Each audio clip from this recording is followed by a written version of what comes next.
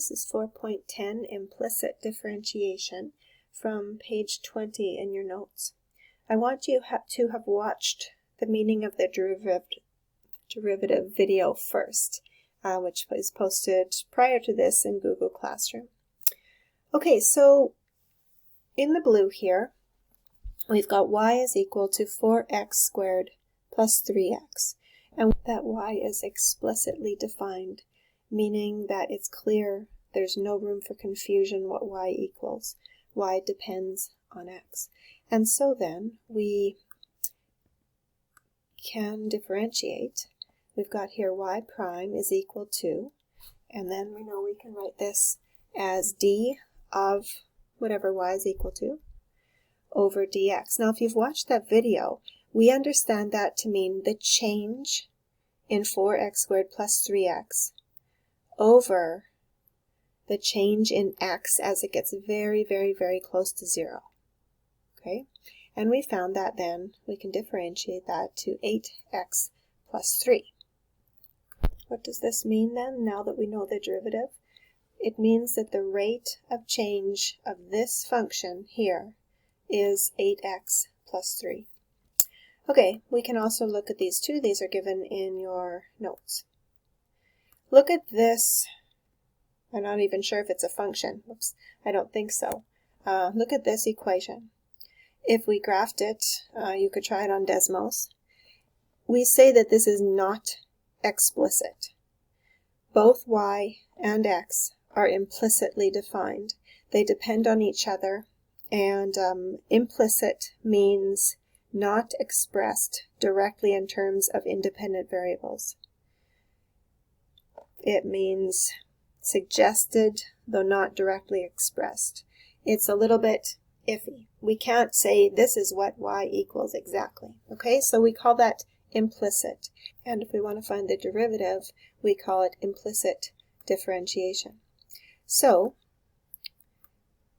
what is then dy to the power of 10 with respect to dx? Notice there is no x here. Y is not defined or dependent on x. We treat it like the chain rule. So we find the derivative of the brackets of the expression that we're looking at, which we know would be 10y to the power of 9. And then we also need to know the rate of change of dy over dx. And so we write that down there. If we look back at the top at the implicit differentiation, we have been doing this. We took the derivative of, in the brackets, of whatever y is equal to, and then we could ask ourselves, what is the derivative of x with respect to x? Well, the derivative of x would just be 1. We don't write that here, but we could have written the derivative of x with respect to x, and then that would be 1. Looking back at the implicit differentiation, here we don't know the derivative of y with respect to x. So we write it down like this. Okay, let's do a couple questions together. When we look at these questions, the implicit differentiation I've highlighted in green. The explicit differentiation that we've been doing so far is in yellow. You can see here we're taking the derivative of 2x to the power of 11 with respect to x. We're looking for the amount of change here, the rate of change of this function as the change in x gets very, very small. And we can differentiate it like we always have there. The difference then in this number 2 question, you'll notice this is the derivative of 2x to the power of 11 with respect to y. Okay, this is implicit differentiation because y is not defined here in this expression. So we take the derivative of the inside of the brackets, and then also we're left with multiplying by the derivative of x with respect to the change in y. Let's do number 3 together. When we differentiate within the brackets here, we notice there's this factor multiplying by y, so we're going to use the product rule. Okay, so f is 3x to the power of 2. The derivative of f with respect to x is 6x. G is y. The derivative of y with respect to x is then 1. The derivative of y is 1, but also we need to write dy with respect to dx. So then we can use that, and the derivative of using the product rule is f prime times g plus f times g prime. Okay, and then we take out a common factor, and that will be our final answer. So here we could take out a 3x, and we'd be left with 2y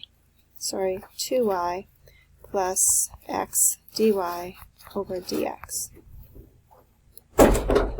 Number 4, we could differentiate this using the quotient rule.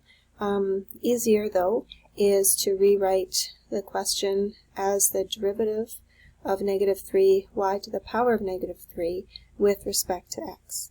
Okay, again, notice this is implicit differentiation because here's the function or the expression we're looking at, and we want to know the rate of change of this as the change in x gets very close to 0. And we see that x is not involved here. So we do that by simply finding the derivative in the brackets, which will be positive 9y, subtract 1 would be minus 4.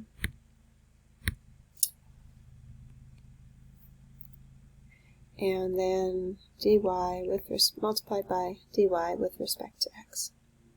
In the following questions, we're asked to find the slope of the tangent line, which we know the slope of the tangent line means the derivative, or we say the rate of change at this specific point. Okay, so we're going to find dy with respect to x. So the derivative here of x to the power of 2 will be 2x. The derivative of negative 2y squared, negative 4y, 2 minus 1 is 1, dy over dx with respect to x. The derivative of 2, any constant we know is 0. Okay, what we want to do now is isolate dy dx. That's going to be, once we know what that is equal to, that's the derivative, the slope of the tangent line, or the rate of change of that function. Okay, so let's move the 2x to the other side.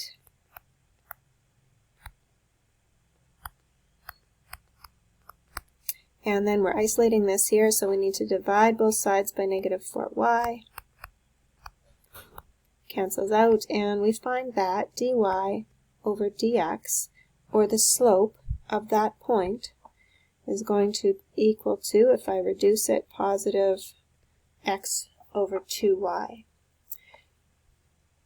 Meaning the rate of change for this function, or the slope of any tangent line on this function, is going to be given by this rate. Okay, x divided by 2y.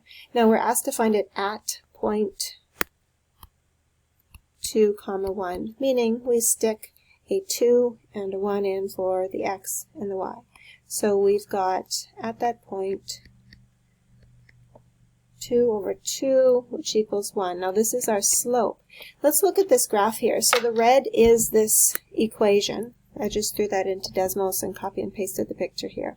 2, 1 happens at that point. And so I've drawn this black tangent line at the point. Now, does this black line look like it has a slope of 1? Well, if I would count, let's see, 1, 2, 3 up, the change in y, and 1, 2, 3, the change in x. Yeah, rise over run, that slope has, or is, positive 1. So we say, at this point, the derivative tells us that at this point, the slope is 1, or the rate of change is 1. Okay, here's number 7. we're looking at that function. When I throw it into Desmos, I'll just show it to you there. Crazy, that's the red graph. And at 2, 1, we're wanting the slope of that point at 2, 1. And that's given by the slope of the tangent line there, which we can find by finding the derivative. Now we know just from looking at this that the slope should be negative. So look at the function again. We're going to find the derivative of x squared, the derivative of this. Now notice that we're going to use the product rule here because we've got 3x multiplying by y.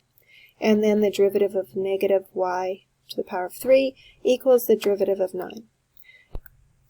Okay, and so when we do that we get this. Now you'll notice I highlighted in yellow the parts that have the derivative of y with respect to x. That's what we want to isolate. So first step, we're going to move the two other parts, the 2x and the 3y, to the other side. Then we're going to take out a common factor of 3 and the dy dx. And then when the common factor is out, we want to isolate the blue here, so we divide both sides by this denominator here. And we find then the derivative. Then we take the point that we're looking at, we stick the x and y in, and we get a slope of negative 7/3, which makes sense. Because time is of the essence with these videos, I have finished 8, 9, and 11. We're omitting 10, and I'm just going to show them to you. You can pause them and step through them. I have used colors to show you the derivative of each part. Hopefully that helps you to make better sense of it. And then we've isolated the derivative we're looking at in each of these questions. Once that's done, you can see that at the bottom. We've then stuck in the 2 and 1. Have a look at the graph too and see that derivative, how it looks. Here's number 9. Again, pause it where you need to. A lot of writing here, but I've used different colors to show each step, and the red shows the explanation of this step. Take your time and look through it carefully.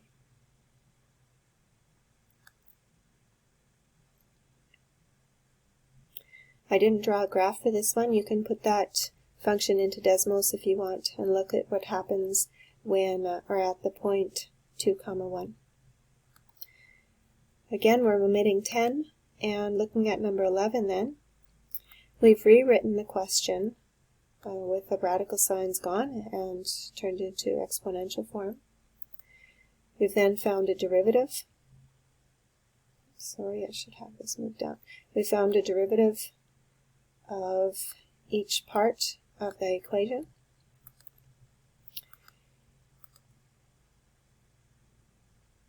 That's here. I've used green here to show you what I'm doing for each side. Then we've gone through the steps here to isolate dy with respect to dx. And here, then, we've found the rate of change according to this equation. We've stuck in this point, and there's a lot of work here finding the value at this point, and I've gone ahead and put it into the calculator to find the negative slope. Again, throw this expression or equation, into Desmos and view the graph of this, and then you're using implicit differentiation to find the slope at that specific point.